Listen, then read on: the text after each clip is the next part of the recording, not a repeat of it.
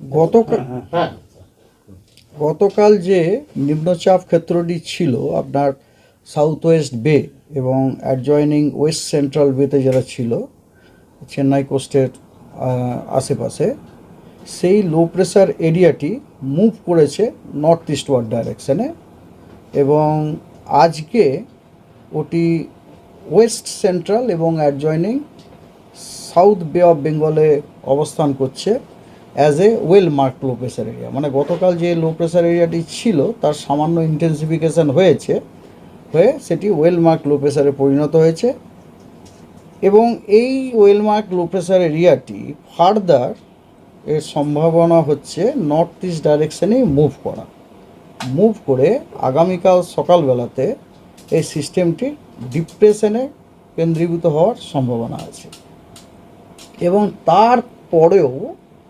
তারপরেও সিস্টেমটি ফার্দার আপনার মুভমেন্ট হওয়ার সম্ভাবনা হচ্ছে এগেন নর্থ ইস্ট ডাইরেকশানে এবং নর্থ ইস্ট ডাইরেকশানে যখন সে মুভ করবে তখন কিন্তু তার ইন্টেন্সিফিকেশনেরও যথেষ্ট সম্ভাবনা আছে এবং ওটি আপনার 25 তারিখে একটি সাইক্লোনিক স্টর্মে ইন্টেন্সিফাই হওয়ার সম্ভাবনা আছে। 25 তারিখ আপনার কোথায় না ইস্ট সেন্ট্রাল বে অফ বেঙ্গলে সকালবেলায়, 25 তারিখ সকালবেলাতে, এবং তারপরে 25 তারিখের পর সিস্টেমটির উত্তর দিকে মুভ করার সম্ভাবনা আছে।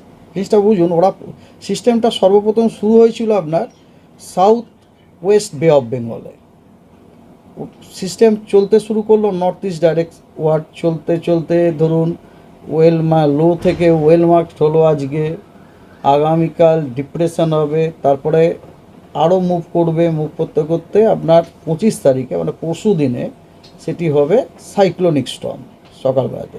তারপরে ওটি কিন্তু উত্তর দিকে মুভ করার সম্ভাবনা আছে।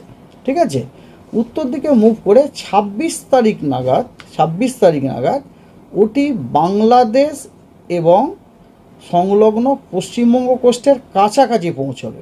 আই রিপিট এগেন, কাছাকাছি পৌঁছবে। আই অ্যাম নট টেলিং যে ওটা হিট করবে, কারণ ওটা এই মুহূর্তে আমরা বলতে পারছি না। তবে কথা হচ্ছে আমরা এখন অলরেডি আমাদের ফোরকাস্ট ট্র্যাক আপনার বেরিয়ে গেছে। সেই ফোরকাস্ট ট্র্যাক যেটা বলছে যে কথা হচ্ছে যে মোস্ট প্রবাবলি এটি আপনার বাংলাদেশ কোস্টকেই হয়তো হিট করবে। তবে কথা হচ্ছে যে এর প্রভাব কিন্তু আমাদের পশ্চিমবঙ্গ কোস্টের ওপরে যথেষ্ট পড়বে আর কি। ঠিক আছে, তো আপনাদের আমি এখন ফোরকাস্ট ট্র্যাক যেটা অফিসিয়ালি রিলিজ হয়ে গেছে সেটা সম্বন্ধে আপনাদের বলি। Just a minute.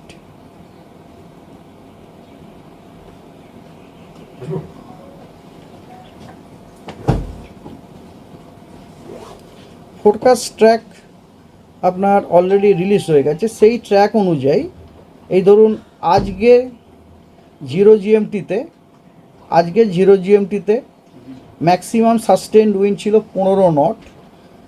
যখনই নট বলবো তার সাথে 1.8 দিয়ে গুণ করে নেবেন, তাহলে বোঝা যাবে ওটা কত কিলোমিটার পার আওয়ার হয়ে যাবে, বুঝতে পারছেন তো। তারপরে ওটা আগামীকাল ওটা থাকবে আপনার ইস্ট সেন্ট্রাল বেতে, যেমন বললাম ইস্ট সেন্ট্রাল বেতে। তখন আপনার আগামীকাল জিরো জিএমটিতে ম্যাক্সিমাম সাস্টেন উইন্ড 25 নট। তারপরে 25 তারিখেও সেটি ইস্ট সেন্ট্রাল বেতে থাকছে, ম্যাক্সিমাম সাস্টেন উইন্ড হচ্ছে 40 নট। এবং 26 তারিখে জিরো জিএমটিতে আমরা যেটা দেখতে পাচ্ছি, 26 তারিখে কিন্তু ওটি সিভিয়ার সাইক্লোনিক স্টর্মে ইন্টেন্সিফাই হওয়ার যথেষ্ট সম্ভাবনা আছে উইথ ম্যাক্সিমাম উইন্ড স্পিড আপনার 55 নট। 55কে 1.8 দিয়ে গুণ করলে কত হয় 55, মানে প্রায় 100-র কাছাকাছি আর কি। প্রায় ওটা যদি 2 দিয়ে গুণ করতাম আমরা 110ই হয়ে যেত, মানে প্রায় 100-র কাছাকাছি আপনার 100 কিলোমিটার পার আওয়ারের কাছাকাছি আপনার উইন্ড স্পিড হবে। কিন্তু সেটা তখনও কিন্তু হিট করেনি, ওটা কিন্তু তখনও পর্যন্ত ওটা নর্থ ওয়েস্ট বে এবং নর্থ ইস্ট বে পাশাপাশি রয়েছে, হিট ওটা এসে পৌঁছে গেছে আর কি। আর অবশ্য একটা তো সাইক্লোনের অনেক বড় সাইজ হয় না, তো ওটা যখন ওখানে এসে পৌঁছবে ওর এফেক্ট কিন্তু আমাদের পশ্চিমবঙ্গ কোস্ট পেতে শুরু করে দেবে। 25 তারিখ থেকে আমরা আশা করছি এই যে সিস্টেমটির এফেক্ট আমরা পশ্চিমবঙ্গ কোস্ট এবং সংলগ্ন যে বাংলাদেশ কোস্ট আছে ওটা কিন্তু পেতে শুরু করবে এবং এফেক্টটা ধীরে ধীরে বাড়বে যত ওটি নর্থের দিকে যাবে।